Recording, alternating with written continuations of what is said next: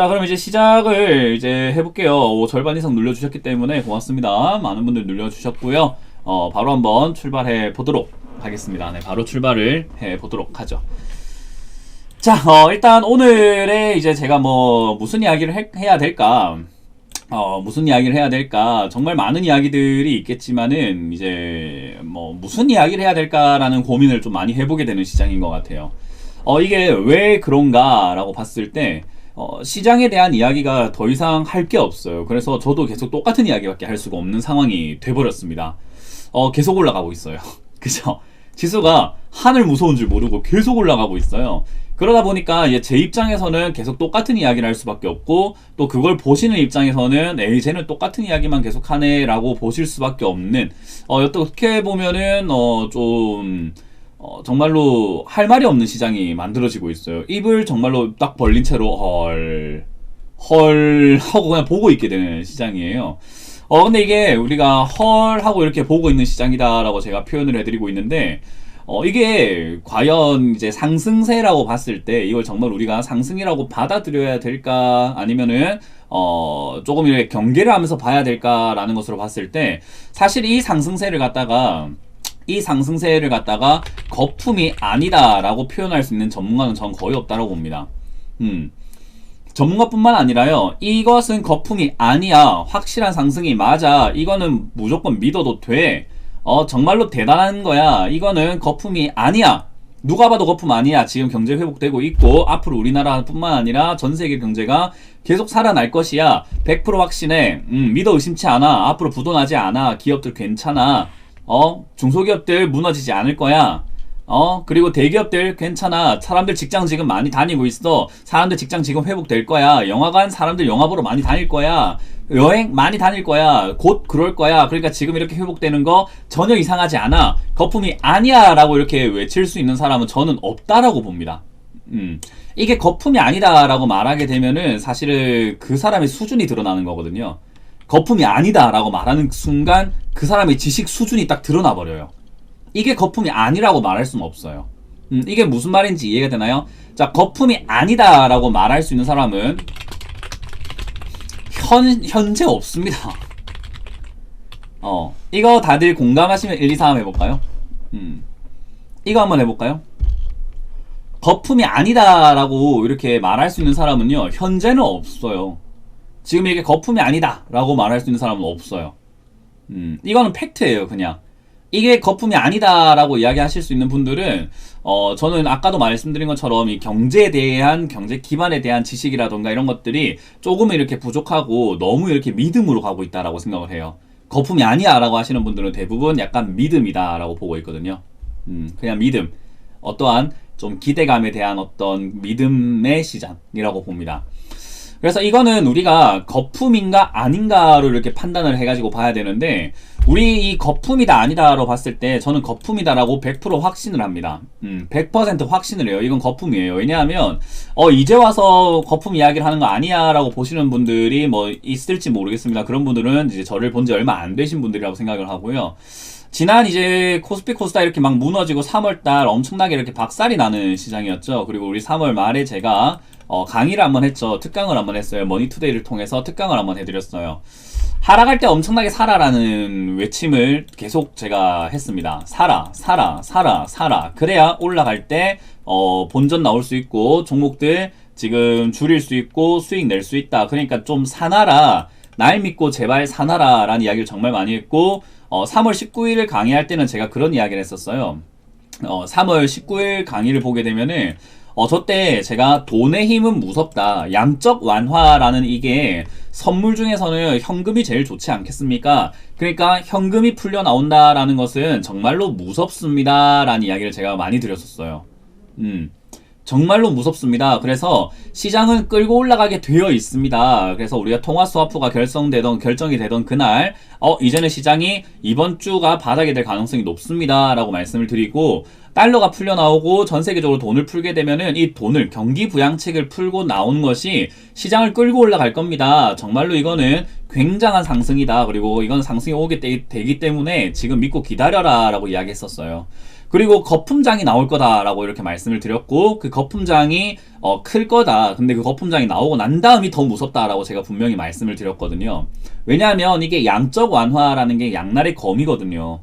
돈을 막 푼다라고 하는 것이 이렇게 경기를 부양시킨다라는 개념으로 봤을 때는 당연히 시장이 올라가니까 좋은 것처럼 보일 수는 있습니다만은, 이제 이게 현재 그 시장과 돈의 힘으로 올라오고 있는 주가 부양의 괴리감이 점점 커지게 되면은 이 거품이 무너질 때가 굉장히 큰 타격을 입게 된다라는 거예요. 그래서 제가 3월달 강의할 때도 그렇고, 저 때는 이제 온라인 강연을 통해서도 말씀을 드렸죠. 한두 번 이야기한 게 아닙니다. 양적 완화라는 것이 좋은 거긴 한데, 절대로 우리가 이 시장 측면에서 봤을 때 지금 이 시기에 양적 완화가 100% 득은될 수가 없다라고 말씀을 드렸어요. 저도 지금 이 시장에서 거품이 나온다라는 것이 당연히 여기서부터 현금화를 외쳐왔기 때문에 조정이 들어갈 거라고 보고 있었기 때문에 당연히 여기서 이렇게 올라오는 거 못 맞춘 거죠. 조정이 들어가는 타이밍 못 맞추고 있는 거예요.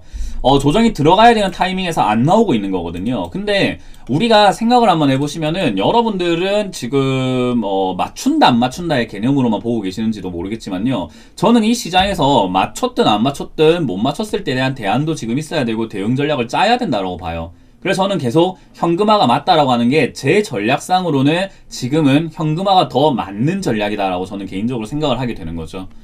그게 왜 그러냐? 현금화라고 하는 것이 당장이 지금 당장 이렇게 떨어질 거라고 보고 하는 것인가, 내일 당장이 떨어진다라는 것을 보고 하는 것인가 라고 했을 때, 저는 이렇게 이야기를 해요. 현금화라고 하는 것은 불안하기 때문에 그냥 해놓는 거다. 그리고 당장 내일 또 오를지 또 떨어질지 우리가 알 수 있는 것은 없다.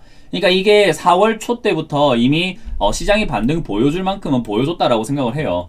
근데 저기서 한번 뺐다 가는 게 낫지 않았나라고 봅니다. 이유는 이거예요. 맥주를 우리가 컵에다가 맥주를 따른다라고 했을 때, 맥주를 처음에 쫙 따르면 어때요? 맥주 그 원액은 얼마 없지만 거품 위로 이렇게 하얗게 쭉 많이 올라오겠죠? 그죠? 하얗게 이렇게 거품이 쭉 올라올 거예요. 그때 계속 부으면 거품이 넘치게 되니까, 그죠? 거품이 넘치게 되니까 잠깐 쉬었다가 거품이 좀 가라앉고 다시 붓는 것이 우리가 맥주 따를 때 요령이잖아요. 콜라도 그렇고요. 콜라라든지 탄산이라든지 이런 것들이 들어가 있는 음료를 따를 때 맥주를 붓고, 그죠? 콜라를 딱 붓고 거품이 쭉 올라오고, 그죠? 그리고 난 다음에 거품이 다시 빠졌을 때 부어줘야 다시 또 채울 수 있는데, 지금은 거품이 계속 올라오고 있는데도 돈을 붓고 있는, 계속 매수세가 붙고 있는 상황인 거예요. 그러면 이거는 그렇게 되었을 때 문제가 뭐냐라고 했을 때는요, 실물 경제라고 하는 내용들이 뒷받침이 돼주면서 올라가고 있는 것이, 그죠? 뒷받침을 해주면서 올라가고 있는 것이 좋은 거죠. 우리가 상식적으로 생각을 해볼 때 실력이 기반된 사람이 이야기를 하는 것이 좋은 거고, 그죠? 뭔가 안전하게 만들어 놓은 상태에서 조금 싸우는 것이 좋은 거고, 뭔가 그렇게 할 때 뭔가 안전에 대한 생각을 한번 해봐야 되거든요. 근데 실물 경제가 지금은 회복되지 않은 상황에서 실물 경제는 무너지고 있는 도중인데도 주가가 올라간다. 그러니까 그 겉에 포장지만 지금 굉장히 부풀러지고 있는 거예요. 안에 있는 내용물도 같이 커준다면 너무 좋을 것 같은데, 내용물은 지금 커지질 않고 있습니다. 많은 분들께서 이제 내용물이 커지고 있다라고 생각하시는 분들이 있는데요, 내용물은 오히려 아직까지 밑에서 아직까지 올라가지 못하고 있어요. 그러니까 내용물은 계속 아래쪽에 있는데 포장만 커지고 있는 상황인 거예요. 그래서 제가 아까 말씀드린 것처럼 이 자리가 거품이 아니라고 말할 수 있는 사람은 없다라고 설명해 드린 거고요. 이 거품장에서 어떻게 대응할 것인가를 생각을 해야 돼요. 여러분들께서 지금 여기서부터 이렇게 조정이 들어갔으면 정말 좋았을 것 같아요. 왜냐하면은 바닥도 한번 확인했고, 바닥을 한번 확인했으니까는 이제는 지수가 자리를 잡구나 라고 올라가면서 실물 경제 회복까지 이루어졌다면은 저는 거품장이라고 하더라도 좀 즐겨도 좋다라고 보는데, 지금 이거는 바닥도 확인을 안 했고, 중요한 건 바닥을 확인을 안 했습니다. 이 자리가 바닥이 맞는지 확인을 하지 않은 상태에서 계속 올라가고 있어요. 자, 이렇게 올라가고 있는 상황에서 실물 경제는 살고 있지 않다라고 했을 때, 이 거품장을 어떤 전략으로 우리가 따라갈 것인가에 대한 문제가 남게 돼요. 그죠? 이 거품장에서 우리가 어떤 전략으로 따라가야 될 것인가에 대한 문제가 남게 된단 말이에요. 근데 많은 개인 투자자분들은 뭘 생각하냐면은 이거를 못 잡았다라고 착각을 하고 있습니다.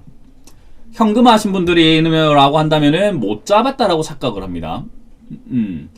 왜 그러냐? 결과적으로 봤을 때 그런 거예요. 생각을 한번 해보시면은 결과적으로 봤을 때 지금 못 잡았다고 착각하고 있는 거지, 만약 이게 4월 달에 조정이 들어갔다면 또는 5월에 조정이 들어갔다면 또는 내일 조정이 들어간다고 해서 이상한 상황인가라고 했을 때는 이상하지 않아요. 내일 당장 갑자기 시가가 3%, 지수가 3% 뜨고 난 다음에 종가가 마이너스 14%로 종가가 마무리가 되는 정말 극악무도의 폭락장이 갑자기 나온다고 하더라도 이상하지 않아요. 이해가 되면 7번 한번 해볼까요? 지금 내일 갑자기 빠진다고 하더라도 놀랐다, 와 이럴 수가 없잖아 라고 할 수 있는 사람 없어요. 올 게 왔다라고 생각을 할 거예요, 대부분. 야 이건 올 게 왔구나 라고 생각을 할 거란 말이에요. 지금은 내일 당장에 폭락이 일어난다 하더라도요, 여기서 몰랐어요, 폭락이 나타날 줄 몰랐어요, 이런 일이 믿을 수 없는 일이 발생이 됐어요 라고 할 만한 사람 아무도 없어요. 내일 당장에 만약에 폭락을 한다 하더라도 전부 다 아마 겸허하게 받아들일 거예요. 폭락이네, 드디어 올 게 왔네 라고 할 거란 말이에요. 우리가 그런 게 있습니다. 뭔가 일이, 안 좋은 일이 생길 것 같은데 생기는 게 뻔한데 라고 보고 있는 시장에서 생길 것 같은데 생길 게 같은데 라고 보고 있는데, 그런 상황에서 안 온다 라고 했을 때, 그런 상황에서 안 온다, 예를 들어 가지고 야자를 짠다. 우리 학창시절에 고등학교 때 야자 짠다, 생각을 한번 해보는 거예요. 야 선생님 이젠 한번 이렇게 딱 순찰을 할 때 된 것 같은데, 한번 선생님이 둘러보실 때가 된 것 같은데 야 안 오는데 하다가, 야 안 오면 앞으로 계속 안 오는 거 아니야? 라고 생각하고 갑자기 째려고 하면 선생님 갑자기 등장해갖고 야 너 일로 와 하거든요. 그런 경험 한 번씩 있을 거예요. 야 괜찮을 것 같은데, 지금인가? 괜찮을 것 같은데 안 온다 하고 있으면 뒤에 선생님이 쳐다보고 있는 경우, 야 너 뭐야? 약간 그런 케이스인 거예요. 그러니까 조정이 올 것 같은데 하다가 안 온다 하고 여기서 뭔가를 저지르는 사람들, 물론 결과는 알 수가 없어요. 계속 올라갈 수 있는 거니까. 근데 우리가 뭔가 저질렀을 때 득이 생길 것인가 라고 한다면, 저는 개인적으로 MMO 할 땐 안 하는 스타일이에요. 우리 신호 노란불일 때 갈까 말까 고민될 때 저는 안 가는 스타일이에요. 투자 방식도 그렇게 해요. 투자 방식도 저는 그렇게 해요. 올라가고 있지만 뭔가 이게 불안하다라고 한다면 저는 비중 100%를 다 여기에 주식에 넣지를 못해요. 이건 간땡이가 작아서 그래요. 여러분들이 느낄 때, 아니 올라갈 때 100% 못 씹는 게 간땡이가 작다고, 저는 내려갈 때 100% 다 실어버렸죠. 내려가는 족족 저는 막 빚까지 내서 살했어요. 이 내려가고 있을 때는요 빚까지 다 내가지고 살했어요. 이때 빚을 내야지 무슨 언제 빚을 냅니까? 대출 받으세요, 집에 있는 저금통 깨세요, 뭐 지금 지금 돈 은행에 있는 거 돈 다 갖고 와야 될 때입니다 라고 이야기했어요. 어느 게 간이 클까 생각 한번 해보셔야 돼요. 저는 이때 베팅해야 된다, 풀베팅 해야 된다 라고 말씀드리고, 지금은 오히려 불안해요. 지금은 되게 불안한 게, 내일 당장에 이렇게 떨어지기 시작한다 라고 예를 들었을 때, 안 떨어질 것 같긴 해요. 지금 일단 시장 상황상으로는 이 거품장 계속 유지가 될 것 같습니다. 당분간은요. 언제 그 시기를 못 맞추겠어요. 그거를 우리가 맞출 이유도 없을 뿐만 아니라 맞추지 않아도 돼요. 왜냐하면 나는 현금화가 되어 있는 사람이어가지고, 지금 우리 뭐 회원님들도 그렇고요, 저희는 현금화를 시켜놓은 상태에서 그냥 단기적인 매매로만 따라가고 있을 뿐이고, 무너지게 되면 저는 36개 주랭랑 모든 종목 다 손절할 거라고 이야기를 했거든요. 그러니까 이거는 자꾸 올라갈 때 따라 붙어가지고 좋을 시장이 아닙니다. 현금화 해놓읍시다. 그리고 현금화 해놓은 것을 우리는 주식에 다시 넣을 생각이 없습니다. 적어도 다시 한번 크게 빠지면 들어가더라도 지금은 절대로 넣지 않겠습니다. 그냥 소액으로 작은 비중으로만 우리는 매매를 해서 따라오겠습니다 라고 이야기를 했었어요. 저희는 그렇게 지금 매매를 하고 있어요. 이해가 되세요? 계속 지금 우리는 계속 올라올 때마다 매도를 하고 있다라는 거예요. 그렇게 해서 현금화를 해놓은 것을 우리는 다른 쪽으로 돈을 옮기고 있는 거죠. 투자 자산을 주식이 아니라 다른 자산으로 옮겨놓고 있을 뿐인 거고요. 지금 이 시장에서는 다시는 우리는 현금화 해놓은 돈들을 주식에 들어갈 생각이 없습니다. 이거는 저하고 전략이 똑같으신 분들도 있고요. 또는 아니 나는 그냥 계속 들고 가서 수익 보고 있는데 하시는 분도 있어요. 그냥 들고 가서 수익 보시는 분들은 그렇게 하시면 돼요. 왜냐하면은 저하고 생각이 다른 거잖아요. 그죠? 저하고 생각이 많이 다른 거예요. 그건 어쩔 수가 없어요. 내려갈 때 사라고 할 때 사지 못했던 것처럼 올라갈 때 팔라고 할 때 팔지도 못할 거란 말이에요. 그거는 생각이 다른 건데 뭐 어떡해. 그죠? 전략이 다르고 생각이 다르고 성격이 다른 건데 저는 투자 성향상 그렇게 못하겠습니다. 저희 주식 챔피언 전문가들만 보더라도 사람 생각과 성향이 다 달라요. 그죠? 시장을 보는 눈도 다 달라요. 그런 것처럼 다르다라고 해가지고 틀린 게 아니에요. 근데 많은 사람들은 주식시장에서 다르다고 하는 순간 틀렸다고 생각을 하거든요. 저는 지금 현금화 전략 아직까지 만족스럽고 굉장히 만족을 하고 있는 상황이고 저희 회원들도 만족을 하고 있는 상황이죠. 그죠? 그런 상황에서 지금 당장에 저는 여러분들께 질문을 하나 드리고 싶어요. 자, 시장이 이렇게 올라오고 있는 도중에 올라오는 족족, 지수가 올라오는 족족 나는 수익 다 봤다. 1번. 내 종목은 조금 시장 올라가는 거에 비해서 좀 이상한 것 같은데요. 2번 해볼까요?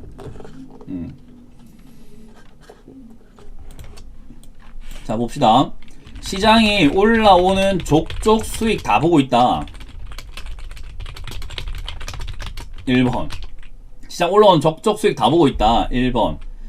내 종목은 조금 다른 것 같아요. 시장에 비해서는 약한 것 같아요. 2번 해볼까요?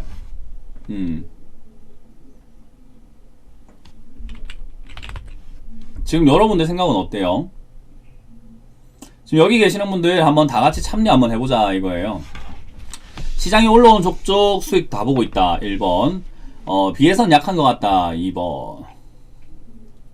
1번보다는 지금 2번이 더 많다라는 걸 여러분들도 스스로가 한번 보세요. 이 현실이잖아요. 제가 싸잡아서 뭐라 하는 게 아니라 현실이에요, 이게. 보시게 되면은 1번과 2번 이렇게 엄청나게 많이 나뉘고 보면은 2번 잡으신 분들이 더 많잖아요. 1번보다는 2번 더 많아요. 자, 그럼 저는 이제 여기서 2번인 분들이야 제가 늘 말했던 상황이기 때문에 뭐 그렇다 치지만은 자, 1번 하신 분들 중에서 제가 이렇게 이야기를 물어봅니다. 이게 수익을 다 보고 있다라는 것이 제가 늘 말하지만은 계좌 수익률을 찍히는 게 아니라 매도를 통해서 파는 그 순간이 수익인 거예요. 이건 다들 공감하시죠? 내가 집을 샀다고 해가지고 집이 뭐 1억이 되고 2억이 되고 3억이 되고 100억이 되는 게 중요한 게 아니라 100억에 팔아야지만 내 돈이 되는 거예요. 주식도 똑같아요. 지금 수익률 10%입니다. 5%입니다. 뭐 7%입니다. 17%입니다. 20%입니다. 라고 찍혀있는 걸 보는 게 아니라 그걸 팔아서 내가 챙기는 그 순간 수익이 되는 거거든요. 자, 그러면 여기서 다시 질문해봅니다. 수익을 보고 있다 하시는 분들 중에서 매도를 해서 난 수익을 계속 챙기고 있다. 매일매일 수익을 다 챙기고 있다. 다 챙기고 있다. 다시 1번. 챙기진 않고 그냥 보유 중인데 수익 중인 것 뿐이다. 지금 수익 중이다. 2번 해볼까요? 챙기고 있고 시장 또 올라갈 거니까 금요일 또 샀고 매일매일 사고 있다. 팔고 수익 챙기고 또 사고 팔고 수익 챙기고 또 사고 팔고 수익 챙기고 또 사고 매일매일 사가고 올라가면 팔고 요걸 하고 있다. 자, 챙겨서 현금화하는 게 아니에요. 현금화를 말하는 게 아니라 올라가는 족족 수익을 본다라는 내용은요. 어제 팔고 오늘 또 사고 오늘 팔고 또 사고 또 팔고 또 사고 또 팔고 또 사고 또 팔고 또 종가에 사고 또 아침에 팔고 사고 계속 그렇게 챙겨서 지금 자산을 엄청나게 지금 챙겨놓고 있다라고 하시는 분들이 1번을 눌려야 돼요. 현금화, 이게 그냥 팔고 있다라는 것은 현금화예요. 그냥 팔고 있다라고 하는 것은요, 기다렸다가 수익이 나오고 있어요. 그 다 매도했어요. 챙겼어요. 하면은 다 현금화하고 있는 겁니다. 맞나요? 생각을 한번 해보시면은 현금화를 하고 있는 거예요. 이게 전략상으로 나쁜 게 아니라는 거예요. 현금화 전략을 사람들이 뭔가 무식하게 주식을 하면 안 되라고 생각을 하거든요. 무식하게 주식을 하면 안 되는 거야. 현금화라는 전략을요, 많은 사람들이 주식하면 안 돼, 금지, 뭐 이렇게 이야기를 해요. 그죠? 현금화를 하라는 내용이 금지라는 이야기인 거예요. 금지. 이렇게 이야기하는 게 아니에요. 무슨 말인지 이해가 되세요? 매도를 해놓고 현금을 챙겨가지고 또 좋은 기회가 있으면 사겠다라고 기다리는 거거든요.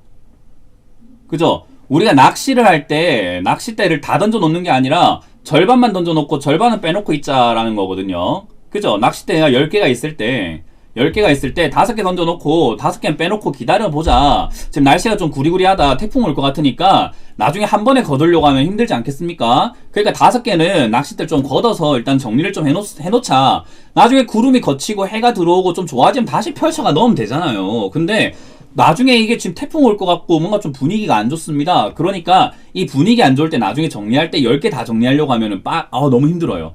그렇기 때문에 5개만 일단 미리 정리해 놓읍시다 라는 개념이라고 보시면 돼요. 현금화에 대해서 정확하게 이해를 좀 했으면 좋겠어요. 현금화에 대해서 논란이 많거든요. 그죠? 지금 현금화에 대해서 논란이 있는데 좀 비아냥거리시는 분들이 좀 많아요. 근데 금지라고 생각을 하기 때문에 그럴 수 있어요. 비아냥거릴 수 있어요. 금지라고 생각을 하게 되면 주식하지 마! 이렇게 보는 거라면. 근데 절대 그렇지 않아요. 매도를 해서 파는 그 순간이 수익이기 때문에 매도를 해 놓자라는 거예요. 매도를 해 놓자라는 거예요. 다 챙기자라는 거죠.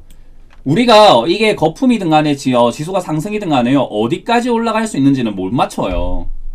마찬가지로 떨어질 때도요. 어디까지 내려갈 수 있는 게 어디가 저점인지 그걸 맞출 수는 없어요. 그래서 내려갈 때는 그냥 내려가는 족족 사놓는 거, 분할 매수를 통해 사놓고, 올라올 때는요 반대로 올라오는 동안에 분할 매도를 통해서 족족 수익을 챙겨 놓는 것밖에 없어요. 자, 주식을 할 때 그게 맞다라고 생각하지 않나요? 내려갈 때 분할 매수를 통해서 사놓고, 올라갈 때 분할 매도를 통해서 팔아놓고, 내려갈 때 사놓고 올라갈 때 팔아놓고, 이게 맞는 거 아닐까요? 자, 이게 맞는 것 같다 1번, 아닌 것 같다 2번 해볼까요? 그 시기는 정확하게 모르기 때문에 저도 정확하게 그렇게 막 파는 시기 맞추고 뭐 사는 시기 맞추고 이러진 못해요. 그냥 내려갈 때 비중을 늘려놓는 전략을 쓰는 거고요. 올라갈 때 비중을 줄여놓는 전략을 쓰고 있는 거예요. 언제가 고점이 될지 언제가 저점이 될지는 정확하게 알 수가 없는데, 그죠? 언제가 고점이 될지 언제가 저점이 될지는 알 수는 없어요. 그걸 누가 맞춰요? 절대 못 맞춰요. 대신에 저는 내려갈 때 현금화 해놨던 돈들을 과감하게 주식으로 계속 이렇게 분할로 들어가는 스타일이고요. 올라갈 때는 반대로 과감하게 주식에 들어갔던 종목들을 최대한 정리를 하면서 수익을 챙기면서 현금으로 조금 모셔놓는 스타일이에요. 다음 또 떨어질 때를 대비하기 위해서요. 근데 이럴 때 이런 이야기가 나와요. 계속 올라가면 어때요? 내가 만약에 현금화를 100%까지 했는데 현금화를 100%까지 했는데, 만약에 100%까지 다 했는데 계속 올라가면 어떡합니까? 라고 한다면은 저는 그 대답은 이렇게 해요. 여러분들과 생각이 다를 수 있습니다. 여기서 생각이 좀 다르고 논란이 있을 수 있겠네요. 저는 그렇게 생각해요. 올라갔는데 내가 현금화를 100% 다 했습니다. 근데 계속 올라가요. 그럼 어떻게 해야 되나요? 라고 했을 때 저는 하지 마라 합니다. 제가 늘 이야기하는 거, 시기를 사라. 채팅 적어볼까요? 뭘 사라? 시기를 사라. 채팅 한번 적어보세요. 전부 다. 저는 더 올라가게 되면 그냥 시기를 사라 라고 합니다. 뭘 사라? 시기. 예. 좋은 시기를 기다리면 돼요. 좋은 시기를 기다리면 된단 말이에요. 올라가는 것을 넘보는 게 아니라, 저는 늘 이야기하는데 남들 돈 벌 때 돈 버는 거는 돈 버는 거라고 생각하지 않아요. 정말 미안합니다만은 남들이 돈을 벌 때 내가 돈을 번다? 남들 100만원을 벌고 내가 100만원 벌고 남들이 1억이 생기고 나도 1억이 생기면 내가 돈 벌어야 되는 이유가 뭐가 있습니까? 없어요. 남들이 돈을 잃을 때 내가 벌면은 그거는 엄청나게 버는 거 아닌가요? 남들이 돈을 잃을 때 내가 돈을 벌면 어때요? 그게 엄청나게 버는 거 아닐까? 저는 그렇게 생각을 해요. 근데 많은 사람들이 이 시기를 산다라는 것과 기다린다라는 개념 자체가 굉장히 적어요. 그러니까 지금 이렇게 시장이 올라오게 되면 들뜨게 돼요. 조바심이 나게 되고 들뜨게 됩니다. 맞나요? 다들 인정하시나요? 인정하면 이응지읒 해볼까요? 시장이 자꾸 올라오게 되면은, 그래 시기를 기다리자 해놓고 뭘 하게 되냐면은 들떠서 시장을 자꾸 보게 됩니다. 계속 시장을 보게 돼요.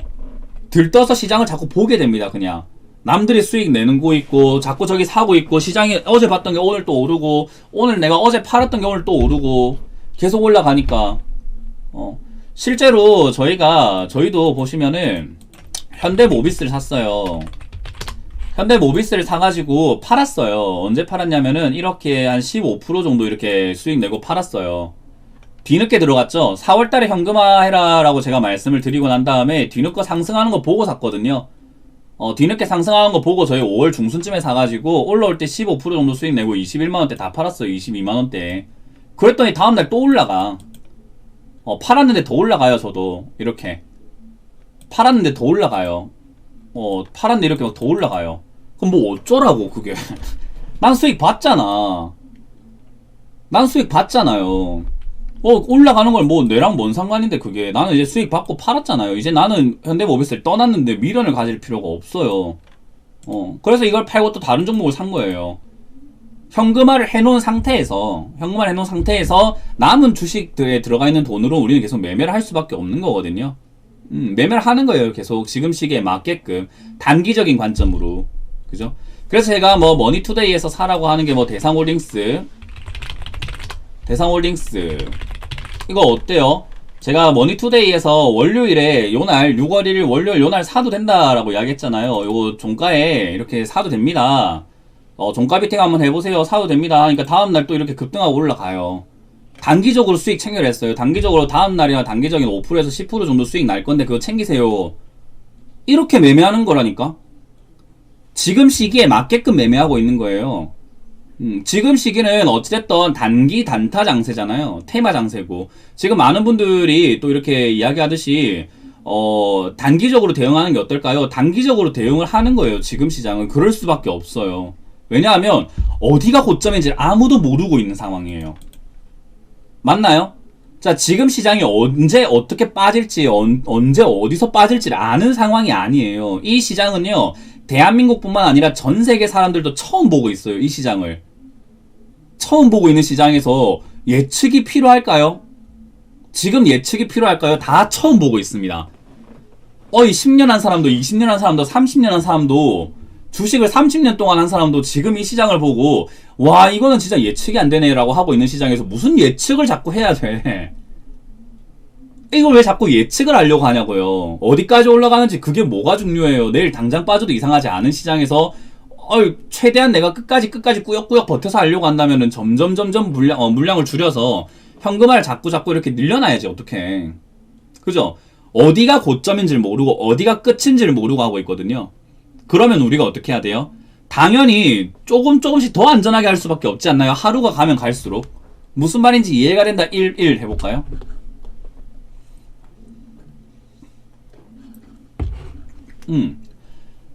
하루가 지나가면 갈수록, 올라가면 올라갈수록 우리는 조금 더 안전하게 어제보단 오늘이 좀 더 안전하게 매매를 해야 되는 시기란 말이에요. 그래서 제가 외줄타기 시장이다, 외나무 다리를 타고 있다, 어디가 끝인지를 모르고 지금 다들 걸어가고 있다, 어느 순간 갑자기 안개가 걷히면서 끝이 나오게 되면 전부 다 전멸입니다. 하늘천님께서 이제 그렇게 질문합니다. 떨어지는 것을 전제로 말씀하시네요. 떨어집니다. 떨어질 거예요. 시기를 내가 모르겠다고. 그거는 제가 어떻게 알아요? 거품장이 이렇게 만들어졌을 때 거품장이 언제까지 유지가 될지는 이 매수세가 얼마나 유지가 될 수 있을까의 문제거든요. 실물 경제가 불안함에도 불구하고 들어오고 있는 이 매수세가 어디까지 유지가 될까에 대한 문제인데 그거는 우리가 알 수가 없어요. 미안하지만 그건 알 수가 없어요. 지금 매수하고 있는 사람들도 매수할 여력이 있는 사람들한테 다 전화해가지고 설문조사로 물어보거나 다음부터 살 겁니까? 라고 이야기를 우리가 물어보질 못하는 이상은 떨어지는 시기는 모릅니다. 지금 여기서 언제 빠질지는 몰라요. 예를 들어가지고 지금 이 상승세가 정말 미쳐서 3천까지 그냥 논스톱으로 올라가더라도 이상하지 않아요. 3천까지 그냥 논스톱으로 올라가더라도요, 그렇게 올라간다 하더라도 이상한 건 아니에요. 양적 완화로 인해서 돈이 풀려 나와서 그 돈이 전부 다 시장으로 들어오고 있고, 거품장이 붐을 일으키고 붐이 일으키는 패닉셀, 매도 물량을 불러오는 그런 패닉 장세처럼 여기서는요, 희열의 장세, 사람들이 올라갈 거라고 생각하는 믿음이 계속 모여서 사고 뒤늦게 막 흥분해가지고 사고, 내 거 지금 손절했더만 더 올라간다 사고, 더 올라가니까 사고, 뭐 지금부터 움직이나 보다 사고, 내가 파니까 더 올라가네 사고, 사니까 계속 간다 더 사고, 그러는 매수세가 유지가 된다고 하더라도 사실은 이상한 건 아닌데 저는 그걸 경계해야 된다라고 보는 거예요. 저는 그걸 경계를 해야 된다라고 보는 거예요. 아시겠나요? 저는 그거를 경계를 해야 된다라고 말씀을 드리는 거예요. 그렇게 계속 올라가게 되면은 3천까지 올라가게 되면 저는 그렇게 생각해요. 만약에 이게 정말로 3천까지 논스톱으로 올라가게 되면 저는 주식을 완전히 정리하고 저는 나가야 된다고 생각하는 사람이에요. 저는 거품장에 달라드는 사람이 절대로 아닙니다. 주식이 이렇게 거품 만들어지게 되면요, 주식 말고도 돈 벌 수 있는 구간이 많아요. 그런 투자 차원 많아요. 그래서 전 주식에 매달리지 않아요.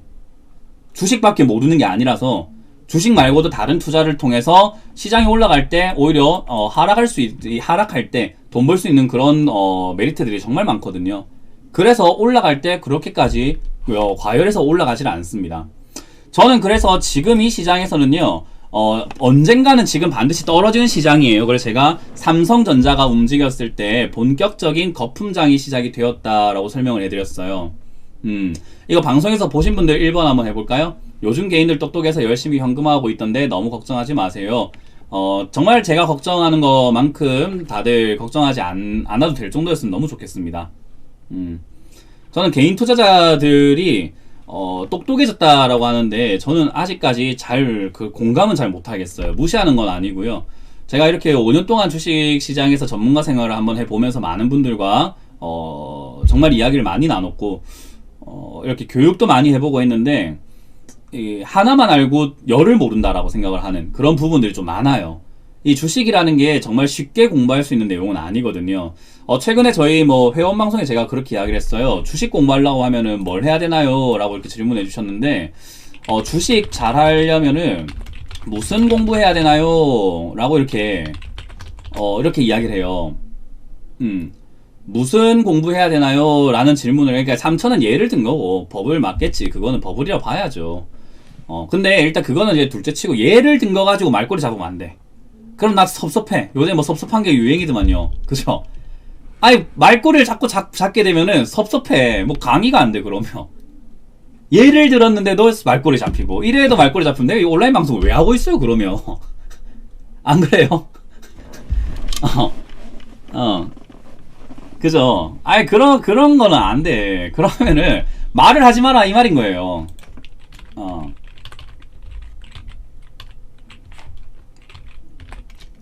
네, 그런 거는 말꼬리는 우리 하지 맙시다. 말꼬리 잡고 이런 건 하지 맙시다. 네, 우리나라 말꼬리는 잡고 하지 맙시다. 말꼬리. 네. 자, 주식을 잘 하려면은 어떤 공부를 해야 되나요? 라는 질문들이 이렇게 있는데요. 저는 이렇게 이야기를 해요. 주식을 잘하기 위해서 예, 압니다. 부광님 압니다. 알아요. 하여튼 그렇다는 이야기예요. 아시겠죠? 3천은 정말 거품 맞아요. 아마 공감을 해주신 말이겠지. 그죠? 3천은 정말 거품 인정, 이런 느낌으로 해주셨을 건데 그런 분들이 너무 한 번씩 있기 때문에 약간 미리 좀 선차단입니다. 선차단. 네, 그렇게 보면 됩니다. 자, 주식을 잘 하려면은 무슨 공부를 해야 되나요? 이 질문이 한 번씩 오게 되는데 제가 이걸 이제 우리 회원들한테 이렇게 강의를 해줬어요. 주식을 잘하기 위해서 공부해야 되는 게 하나였으면 좋겠습니다. 근데 우리 학교 가면은 그렇게 이야기를 해요. 여러분들이 주식을 잘하려면은 무슨 공부를 해야 되나요? 라고 하는 질문이 이렇게 물어보는 것 같아요. 영어 잘하려면은 어떻게 해야 되나요? 또는 수학 잘하려면 어떻게 해야 되나요? 또는 국어를 잘하려고, 국어는 아니고 하여튼 그런 식으로 한 과목을 잘하려면 어떻게 해야 되나요? 라는 질문을 물어보는 것 같아요. 근데 주식을 잘한다라는 개념은요, 서울대 가려면 어떻게 해야 되나요? 라는 질문하고 똑같은 거예요. 그러니까 수학을 잘하려면 어떻게 해야 되나요? 영어를 잘하려면 어떻게 해야 되나요?가 아니라 서울대를 가려면 어떻게 해야 되나요? 라는 질문하고 똑같다라고 봐요. 왜냐하면은 주식이라는 것은요, 종합학문이에요. 그래서 뭘 하나만 해가지고 되는 게 아니에요. 뭘 하나만 해가지고 되는 게 아니에요. 그래서 우리 학교를 가게 되면 이런 게 있죠. 우리 학창 시절에 보면 1교시 영어, 2교시 수학, 3교시 체육, 4교시 과학, 5교시 역사, 뭐 이런 식으로 우리가 공부를 좀 하잖아요. 그죠? 그리고 다음날 또 뭐 어때요? 1교시 사회, 2교시 국어, 3교시 영어 뭐 이런 식으로 계속 우리가 다양한 거를 학교에서 공부를 하게 돼요. 그죠? 다양한 걸 학교에서 공부를 하게 돼요. 그래서 주식을 잘 하려고 한다면은 무슨 공부를 해야 되나요? 라고 했을 때 딱 하나만 뭘 해라고 말하기가 힘들어요. 예를 든다면 이걸 주식으로 바꾸게 된다면은 뭐 1교시 경제 중에서도 뭐 금리가 있을 거고 금리, 뭐 2교시 차트 공부를 좀 해야 되고 3교시는 어때요? 또 기업 분석을 해야 되고 4교시는 또 재료 분석도 할 줄 알아야 되겠죠. 그리고 5교시는요. 이게 보세요. 지금 1교시 스캘핑, 단타, 스윙 이렇게 손절하는데 아니에요. 그렇게 뭔가 그렇게 하면 안 돼요. 투자 마인드. 그리고 1교시 또 가면 또 어때요? 다시 또 차트 공부를 하는 거예요.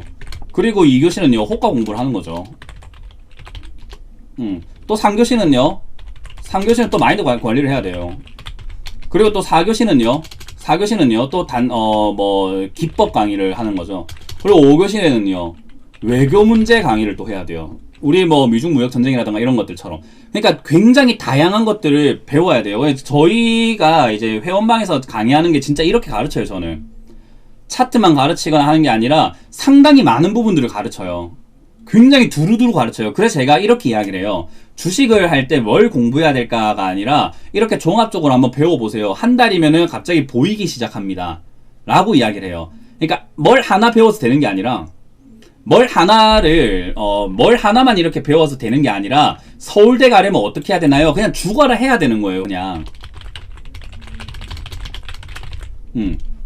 죽어라 하는 수밖에 없어요. 뭐든 간에 닥치는 대로 해야 돼요, 이거는. 그래서 주식이 어려운 거죠. 많은 분들이 공부해도 주식이 잘 안 늡니다 하는 게 많은 분들이 어디에 많이 빠져 있냐면요. 차트에 많이 빠져 있어요. 솔직히 말하면 눈에 딱 보이고 제일 쉬운 게 차트거든요. 눈에 딱 보이고 제일 쉽기 때문에 차트에 공부 비중이 많아요. 맞습니까? 여러분들도 그렇지 않나요? 여러분들은 아닐 수도 있겠지만 제가 보기에 많은 사람들은요. 차트의 공부 비중이 제일 높을 수밖에 없어요. 접근성이 굉장히 좋거든요. 공감하시면 1번 아니면 2번 해볼까요? 난 차트 공부 안 하는데요 하시는 분이 2번. 많은 사람들이 차트 기법, 캔들 패턴, 뭐 이동 평균선, 뭐 저항 지지, 뭐 어떻고, 뭐 이런 거에 거래량 하면서 차트의 비중이 엄청나게 많이 쏠려 있어요. 그래서 어떻게 되냐면요. 차트를 공부를 이렇게 많게, 비중이 이렇게 좀 높게 보다 보면요. 어떤 일이 발생되냐면은 차트만 공부하게 되면은 기법에 빠져요. 네.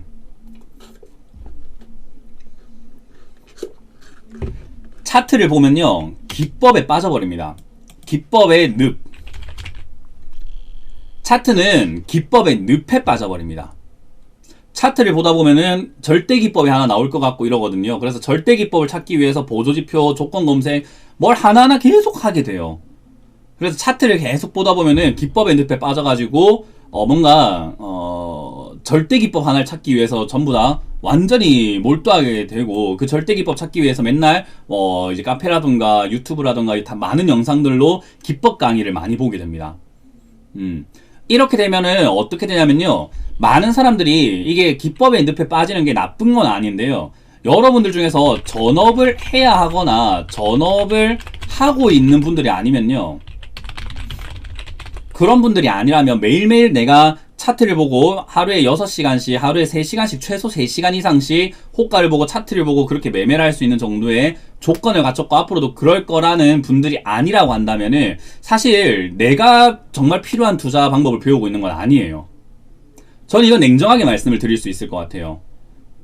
저도 뭐 차트 강의를 해요. 회원들한테 차트 강의는 당연히 해야죠. 왜냐하면은 차트를 안 보는 거 눈을 감고 운전하는 거랑 똑같아요. 차트를 안 본다라는 것은 눈을 감고 운전하는 거랑 똑같단 말이에요. 그래서 차트는 공부를 해야 돼요. 근데 차트를 본다고 해갖고 길까지 내가 선택을 할 수 있는 거 아니에요. 길을 찾는 건 또 지도를 봐야 되고 내비게이션 봐야 되고 다양한 것들을 봐야 될 거 아니에요. 그렇기 때문에 그런 것들에 이제 재료 분석이라든가 기업 분석들이 들어가게 되는 거예요. 두 개를 동시다발적으로 잘할 줄 알아야 되는 건데 차트만 하게 되면은 전업을 하거나 전업을 해야 되는 분들, 앞으로 전업할 생각이 있다. 내가 지금 자산이 현금 자산이 뭐 부동산부터 다 있지만 현금 자산이 한 1억 2억 있어가지고 단타로 이렇게 생활해서 생활비를 벌어서 살고 싶어요 라고 하시는 분들이 아니라면요, 사실 이 기법의 늪은 직장인분들 뿐만 아니라 뭐 많은 투자자분들에게 엄청나게 중요한 것인가 라고는 말씀드릴 수 없어요. 이거는 결국에 차트 공부는요, 결국 단타쟁이들을 만드는 거거든요. 차트 공부를 많이 하게 되면 단타쟁이가 될 수밖에 없어요. 단타라는 게 뭐 지금 사서 하는 뭐 스캘핑을 이야기하는 게 아니라 단기적인 관점으로 이렇게 매매를 해서 차트 공부를 하게 되면 단타쟁이가 될 수밖에 없어요. 이건 어쩔 수가 없어요. 그래서 차트만 빠지게 되면 안 돼요. 이건 제가 여러분들께 조언을 해드리는 거예요.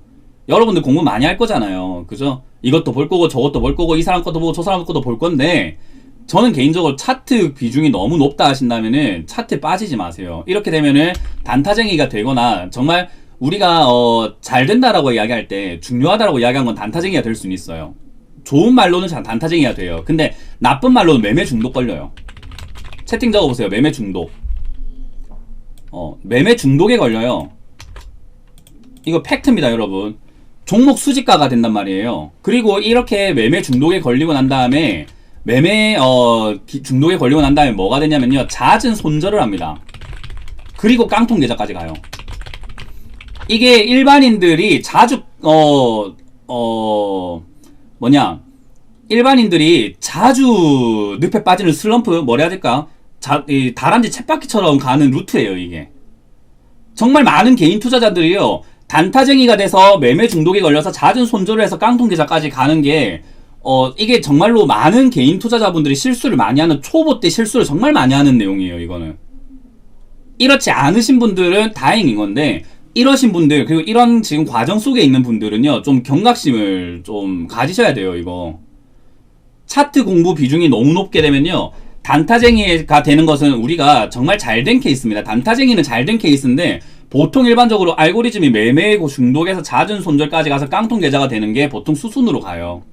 그리고 어떻게 되냐, 돈을 더 갖고 오는 것까지 가는 경우들도 있는데, 이건 이제 극단적일 때 돈을 어디서 더 갖고 오거나 대출받는 경우가 있는데, 보통 여기서 딱 그만두면은 주식을 이제 위험하다라고 이야기를 하거나 주변에 주식하지 마라 라는 이야기를 하고 살게 되는 그런 케이스들이 일단 좀 많아요. 이거는 우리가 제가 많이 봐와서 그래요. 제가 본 게 다 100%는 아니겠지만 비율상으로 정말 많더라고요. 그래서 이거는 우리가 경계를 해야 됩니다. 그래서 저는 차트 공부에 너무 비중을 싣지 마세요 라고 이야기를 해요. 반드시 해야 되는 건 맞는데 저게 다가 아니라는 거예요. 지금 여기도 뭐 하늘천님께서 이제 재료 봐야 된다, 기업 분석해야 된다 라고 하잖아요. 당연히 기업 분석과 재료 분석도 해야 돼요. 기업 분석만 하게 되면 또 문제가 생겨요. 기업 분석만 하게 되면 회계학과 나오고 박사학위까지 따라가요. 기업 분석만 하고 있으면. 기업 분석을 또 빠지게 되면 어떤 일이 발생되냐면요, 기업 분석에 빠지게 되면 이 재무제표라고 하죠. 재무제표에 빠지게 되면 이것도 문제예요. 이거대로 문제예요. 왜냐하면 이렇게 되면 저는 이렇게 이야기합니다. 밑에는 기법의 늪이잖아요. 기업 분석에 빠지면 수치의 늪에 빠져요. 늪이 되게 많죠. 그죠? 기업 분석에 빠지게 되면 수치의 늪에 빠져요. 왜냐면 수치가 너무 저평가이기 때문에 좋아 보이는 기업들이 많이 생겨요. 기업 분석에 빠지게 되면 수치의 늪에 빠져가지고요, 이 뭐라 해야 될까? 우리가 흔히 말하는 존버가 많아져요. 여기에서 기업 분석에 빠지면 빨대가 왜 이렇게 흐물흐물해졌지? 네. 기업 분석에 빠지게 되면요, 기업 분석에 빠지게 되면은 존버족들이 좀 많아지게 됩니다. 이거 이제 경계해야 된다는 거예요. 이걸 경계해야 되는 거. 이렇게 제가 뭐 비하하거나 뭐 비난하는 게 아니라 경계하시라는 거예요. 이거 경계하라. 이게 수치의 늪에 빠지게 되면은 경계를 해야 돼요. 우리가 지금 경계해야 되는 거 알려드리고 있는 거예요. 이거는 여러분들이 그렇다는 말이 아니라 경계해라. 경계를 하라. 기업의 분석에 빠져버리게 되면요, 수치의 늪에 빠져가지고 이거 저평가인데 하게 돼요. 대표적인 종목들이 그거죠. 신한지주 같은 경우가 되겠죠. 저평가 가치주. 돈 겁나 잘 벌어요, 신한지주. 여러분들 신한지주 돈 버는 거 보면은 기가 차요. 얘가 지금 시가총액 순위로 딱 따져봤을 때 몇인가 보면요, 잘 보시면은 시가총액 순위로 본다면은 카카오가 지금 보면 순위로 11위죠. 카카오 11위. 그죠? 아래쪽에 뭐 보면은 신한주가 18위예요. 카카오랑 요거 두 개만 비교하더라도. 카카오랑 자 네이버랑 비교하더라도 네이버가 5위 그리고 신한지주는요 18위입니다. 자 그러면은 이게 얼마 정도의 차이인지를 잘 모르겠어요. 그냥 신한지주를 먼저 보는 거예요. 신한지주 보니까 야 매출이 15조입니다. 15조에서 영업이익이 5조예요.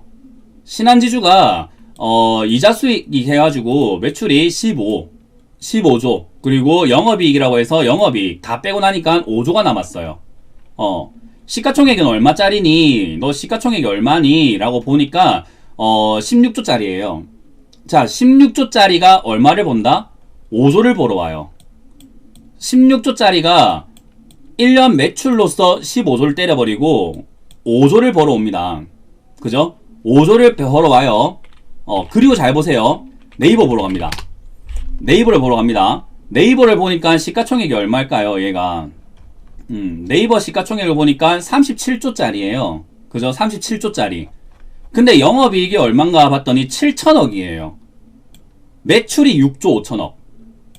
7천억. 신한지주랑 네이버랑 단순히 수치 비교만 하게 되면은 뭐가 훨씬 좋은 기업인가요? 회사는 돈을 많이 버는 게 맞는 거잖아요. 그죠? 회사는 돈을 많이 벌어오면 그만큼 좋은 회사인 거 맞잖아요. 신한지주와 네이버를 비교해보니까 신한지주는 16조짜리가 5조를 벌어오고요. 네이버는 36조짜리가 7천억 벌어오고 있거든요. 카카오도 볼까요? 카카오도 2천억을 버는 회사인데 2천억을 벌었죠 작년. 2천억을 버는 회사인데 시가총액 21조예요. 21조짜리가 2천억을 벌어오는 회사와 21조짜리가 2천억을 벌어오는 회사와 카카오 신한지주 다시 갑니다. 21조짜리가 2천억 버는 카카오. 돈을 버는 걸로만 다 따져보는 거예요. 16조짜리가 얼마 벌어온다고요? 5조를 벌어 와요. 당연히 투자 메리트가 어디가 높을까? 당연히. 그죠? 당연히 어디가 높을까라고 하면은 수치로만 딱 따져본다면은 신한지주가 훨씬 높은 자리인 거죠.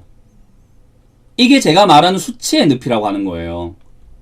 수치의 늪에 빠지게 되면은 PER 부분에서도 저평가라고 볼 수 있는 그죠? 뭐 전체 다른 기업들하고 비교를 해봐야 되겠지만은 어찌됐던지 간에 수치만 봤을 때 굉장히 저평가라고 볼 수 있는 자리인 거잖아요. 그래서 우리나라 금융주가 저평가 논란 이렇게 하는 게 PBR도 그렇고 그죠? 자산가치보다 싸다. 그런 이야기도 하잖아요.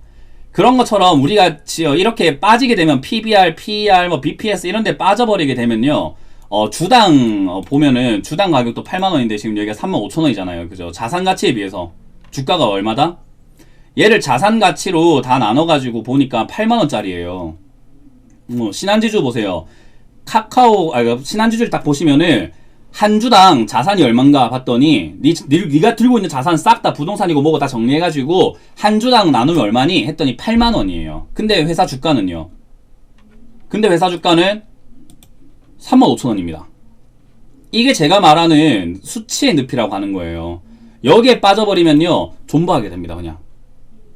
그냥 묻지마 존버하게 돼요. 나쁜 투자 방법은 아니에요. 나쁜 투자 방법은 아닌데 이왕이면은 사실 여기서 우리가 같이 봐야 되는 게 재료라는 거예요. 재료 가능성이라고 보면 돼요. 가능성. 재료라고 하는 것은 가능성이라고 보시면 돼요. 가능성. 가능성이라는 것을 우리가 같이 봐야 돼요. 그래서 이 기업 분석을 할 때는 재료, 가능성이라는 것을 가미해가지고 같이 보는 게 좋다. 그래서 가능성까지 봤는데도 얘가 앞으로 더 올라갈 자리가 맞으면 저평가가 확실한 거예요. 근데 지금 이렇게 떨어져 있다고 하더라도 가능성이 없다고 한다면은 얘는 이 자리에서 머물 가능성이 생기는 거예요. 그러면 신한지주가 왜 지금 저렇게까지 빠졌을까? 재료 분석을 해봐야죠. 저렇게 돈 잘 보고 하는 저평가라고 분류가 돼도 배당도 잘 주는 이런 회사가 왜 이렇게까지 주가가 빠져 있는 것일까에 대한 문제는 우리가 이젠 재료 분석을 해보고 가능성을 보고 시장 분석을 하고 경제를 봐야 되는 거예요. 그래서 우리가 공부를 하는 데 있어가지고 뭐 하나만 해가지고 된다가 아닌 거예요. 무슨 말인지 다들 오늘 좀 이해가 되시나요? 오늘 되게 중요한 강의입니다. 이건 초보자분들 뿐만 아니라 여러분들 앞으로 공부를 하는 데 있어가지고 방향성을 제시해주는 좀 등대 같은 강의라고 저는 생각을 하거든요. 여러분들이 앞으로 공부를 하는 데 있어가지고 어떤 방향으로 공부를 해야 되는지에 대한 좀 설명을 해드리고 있는 거예요. 무슨 말인지 이해가 됩니까? 이해가 되고 좀 뭔가 좀 감이 온다. 7번 한번 해볼까요?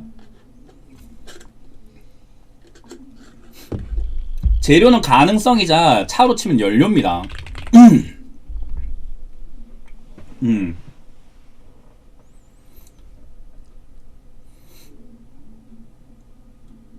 7번 많이 올라오네요. 그죠? 저는 이런 강의를 정말 중요하다 생각을 해요. 대충 뭐 종목 분석해주고 뭐 이런 강의가 중요한 게 아니라 이런 강의가 더 중요하다 생각을 해요. 여러분들이 투자를 하루 이틀 할 건 아니기 때문에. 그리고 저는 투자를 위험하다 생각하지 않아요. 위험하게 하니까 위험하다 생각하지, 투자는 우리가 죽을 때까지 해야 되는 뭐 동고동락하는 도구란 말이에요. 계속 써먹어야 되는 도구. 운전도 그렇잖아요. 차도 위험하긴 한데 위험하게 타면 위험한 거지 그렇게 안 타면 안전한 거잖아요. 항상 위험하기 때문에 우리가 조금 조심스럽게 해야 되는 건데, 조심스럽게 하기 위해서 여러분들이 해야 될 것들이 정말 많다라는 거예요. 근데 여러분들께서 좀 요새 이제 차트에 많이 빠져 계시는 분들이 이렇게 되는 경우들 좀 많아서 좀 걱정이 많이 되는 부분이고요. 아니신 분들도 있지만 그러신 분들 좀 많아서 좀 걱정이 되는 부분이고, 기업 분석에 빠지게 되면은 경계하게 되는 거, 좀 경계해야 되는 것들이 많아요. 재료에 빠지게 되더라도 이것도 경계해야 될 거 많아요. 재료에 빠지게 되면요 약간 신기루를 봅니다. 재료에 빠지게 되면 신기루를 봐요. 신기루. 이게 제약 바이오에 많았죠. 네. 이 재료에 빠지게 됐을 때 이런 신기루를 봅니다. 어머나, 눈부셔. 이거 사야 돼. 신라젠 쭉쭉 날아갈 거야. HLB, 시니시오. 예. 그렇게 돼요. 이게 재료에 빠지게 되면 신기루가 장난이 아니에요. 정말 사람이 진짜로 좀 그렇게 되는 경우들이 많아요. 정말 빠지면 안 되는 것 중에 하나가 재료에 빠지는 거예요. 절대 빠져선 안 됩니다. 이거는 정말 재료에 빠져선 안 돼요. 그래서 제가 늘 말하는 게 주식할 때 제일 중요한 게 뭡니까 하면요, 마인드 조절이라고 제가 늘 말씀드려요. 평정심 유지할 줄 알아야 된다. 어느 것 하나에도 빠지지 않고 내 길을 갈 줄 알아야 되거든요. 어느 것 하나에도 빠지지 않고 나의 길을 갈 줄 알아야 돼요. 그래서 평정심, 뚝심, 기준 이런 것들이 굉장히 중요해요. 그래서 주식하는 사람들은 고집이 다 세요. 주식하는 사람들은 자기 고집 되게 세요. 왜 그러냐면은 어쩔 수가 없어요. 그 기준과 그 고집이 나를 수익으로 계속 이렇게 창출해줄 수 있게끔 도와주는 역할을 해주거든요. 그렇죠. 하늘천님처럼 제가 작년 12월부터 셀트리온과 셀트리온 제약, 셀트리온 삼형제를 보세요. 그 셀트리온 삼형제가 실적이 있다. 이젠 제약 바이오도 실적이 없으면 투자하기가 이제는 꺼려집니다. 조심하세요라는 이야기를 정말 많이 했거든요. 작년부터 이야기 해드렸던 거예요. 그래서 마인드라고 하는 것과 이 평정심을 다 여러분들이 좀 잘 잡으셔야 되고요. 그리고 제일 중요한 건 뭐냐면요, 제가 이거는 여러분들께 알려드릴게요. 제가 주식할 때 제일 중요하게 생각하는 덕목은요, 모두가 사려고 할 때 팔 수 있는 미덕이 필요하고요, 그리고 모두가 팔려고 할 때 살 수 있는 용기가 필요하다라고 저는 강조를 해드리고 있어요. 미덕과 용기 적어볼까요? 미덕과 용기 적어보세요. 미덕과 용기 채팅에 적어보세요. 미덕과 용기.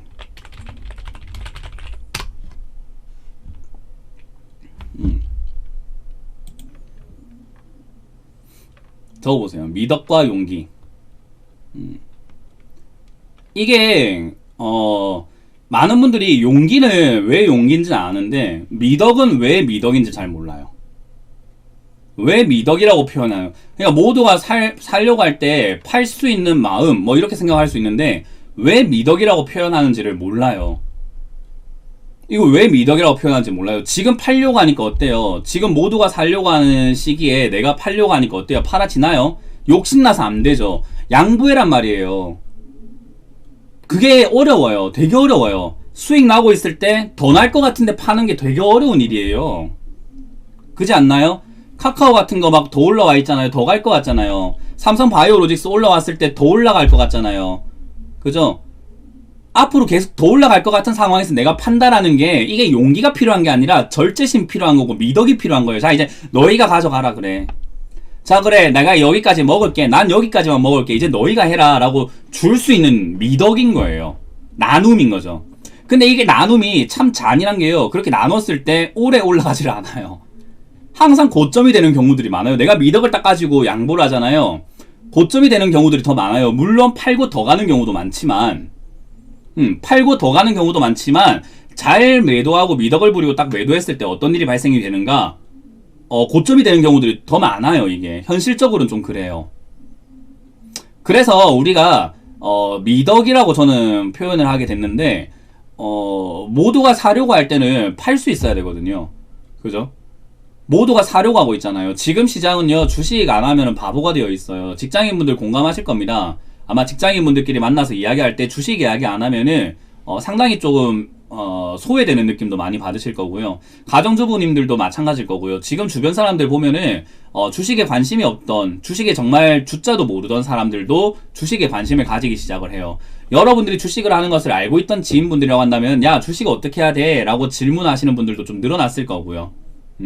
그리고 정말로 우리나라 대국민 주식이 될 수가 되었다라고 생각이 드는 게 삼성전자인데, 삼성전자는 정말로 우리가 흔히 주변에서 매수한 걸 알 수가 있는 정도예요.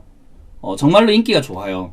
근데 저는 그렇게 생각을 해요. 우리 구두 닦기 일화라는 게 있어요. 증시 명언, 명언 중에 구두 닦기 일화라는 게 있거든요. 항상 이름을 까먹는데, 존 F 케네디 아버지죠. 금융위원회 협회장도 하고 하시는 프레디 케네디인가 하여튼 있는데, 이름을 까먹어요. 네. 보면은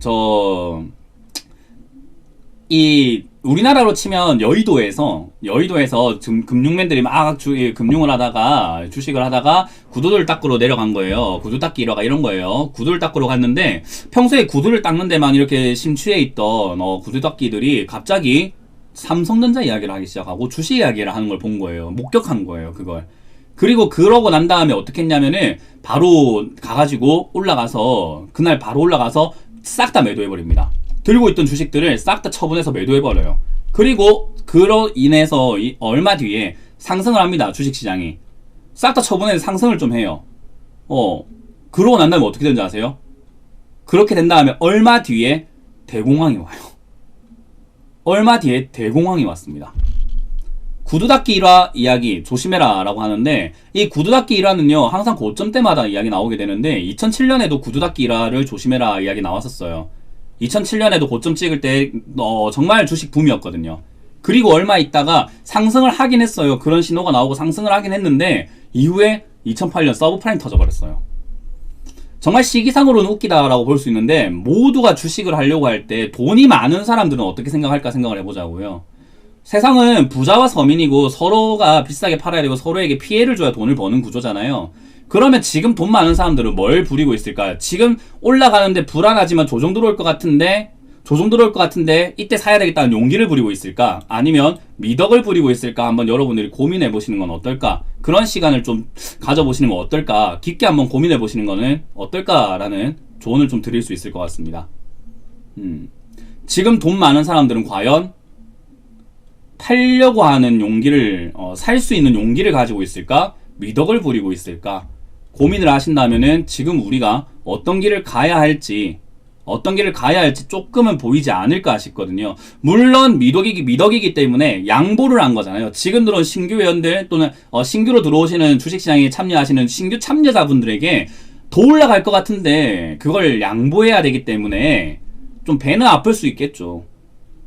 그러나 저는 지금 미덕 부려야 될 때라고 보고 있습니다. 지금은 미덕을 부려야 될 때. 왜? 저는 모두가 팔려고 할 때 살 수 있는 용기를 지녔거든요. 인정합니까? 모두가 팔려고 할 때 저는 살려고 하는 용기가 있는 사람이라서 여기 이 시장에서 저는 풀베팅 때리는 사람이거든요. 다들 인정하십니까? 인정하면 77 해볼까요? 지금 처음 보시는 분들은 진짜 저때 풀베팅 때렸어? 하시는 분들도 있겠지만 한번 생각해봐요. 저는 우리 회원들도 그렇고요. 저때 다 풀베팅 때렸어요.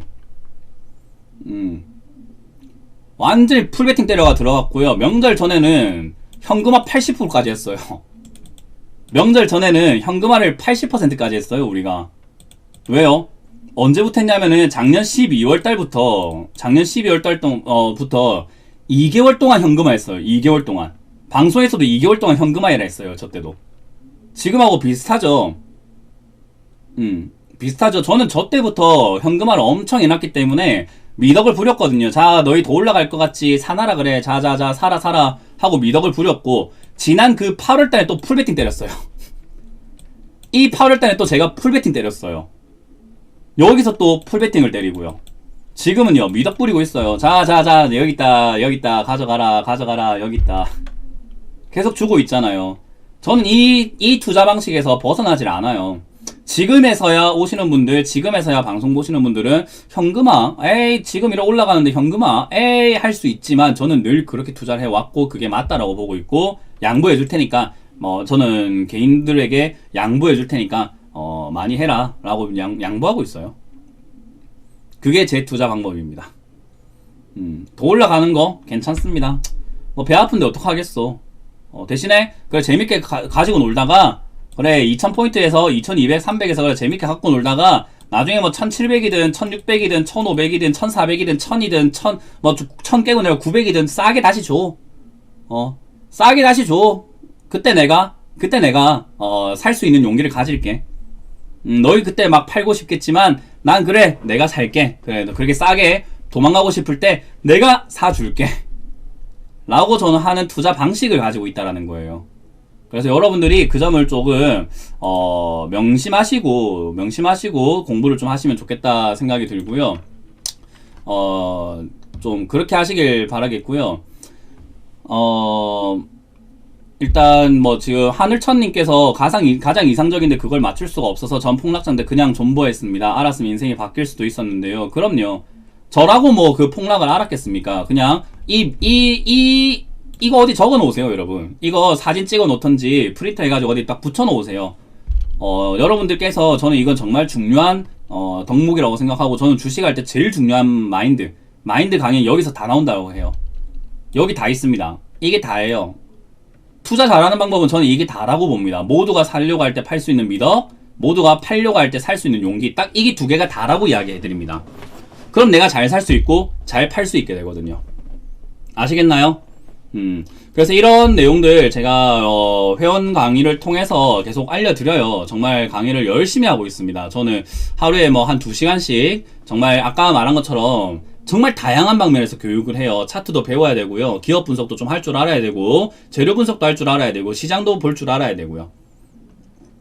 단타도 할 줄 알아야 되고, 스윙도 할 줄 알아야 되고, 장기 투자도 좀 할 줄 알아야 되고, 시장 보는 눈이 있어야 되고, 주식뿐만 아니라 다른 쪽으로 투자하는 방식도 좀 잘 알아야 되거든요.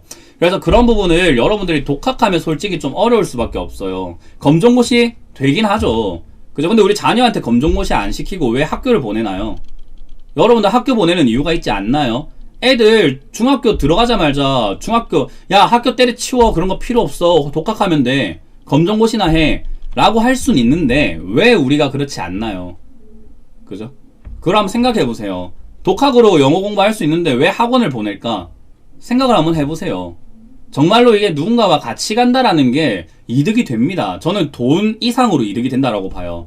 회비가 아깝다라고 생각하시는 분들은요, 저는 그 이상의 가치가 있다라고 보기 때문에 들어와서 같이 한번 해보세요. 뭘 제가 가르쳐주고 있는지. 그리고 제가 늘 말씀드리지만 유료 방송이죠. 저희 회원 방송에서는 지금 저희가 강의하고 있는 내용보다는 수십 배 더 값진 강의를 합니다. 수천 배예요. 들어와 보시면 압니다. 그래서 제가 항상 그렇게 열심히 하고 있기 때문에 오셔서 제가 항상 말씀드리지만은 저라고 100% 완벽하진 않아요. 언제인지 시기도 모르고 하잖아요. 그래서 조정이 들어올 것 같긴 한데 언젠지 모르겠다, 이렇게 무책임한 말이 어딨어. 근데 저는 그 안에서 또 거기에 맞게끔 전략을 짜서 잘 가고 있단 말이에요. 그런 거를 여러분들이 오셔서 좀 배웠으면 좋겠어요. 왜 그렇게 생각할 수 있는지, 제가 뭘 보고 하락장이 온다라고 보고 있는지 조금 와서 여러분들이 좀 생각을 해보시면서 배우는 게 좋지 않을까 싶고요. 자, 이렇게 오늘 마무리 짓도록 하고요. 다들 주말 잘 보내시고, 아까 말했던 거 좀 깊게 한번 생각을 해보시고, 그리고 함께 해보겠다 하시는 분들 돈 아깝지 않게 제가 최선을 다하겠습니다. 돈 아깝다 생각하지 마시고 한번 해보세요. 최선을 다해볼게요. 그래서 1644, 6646 들어오시고, 4개월짜리와 끝장 이벤트 있으니까요. 여건에 맞춰서 다들 좀 선택을 잘 해주시길 바라겠습니다. 다들 수고 많으셨고요. 주말 잘 보내시고요. 다음 주 시장도 아마 거품장 유지가 될 것 같은데 잘 대응하면서 조심스럽게 걷자, 조심스럽게 대응하자라는 전략만 드리도록 할게요. 다들 수고하셨습니다. 고맙습니다.